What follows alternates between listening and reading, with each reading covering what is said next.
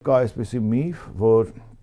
ով կարող է դառնալ Ստամբուլի քաղաքապետ, նա կարող է դառնալ երկրի նախագահ,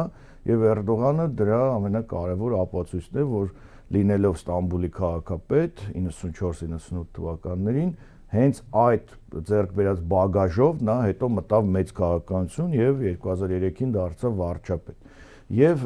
հիմա այսպիսի մի վիճակ է ստեղծվել, որ իր հարազատ Ստամբուլում, որտեղից սկսվել է նրա քաղաքական, կարելի ասել, վերելքը,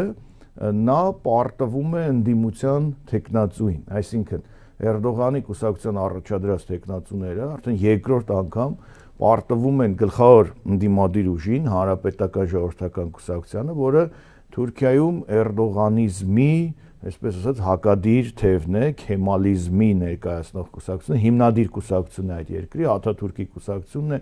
Աշխարհիկության պահապան կուսակցություն եւ այլն, եւ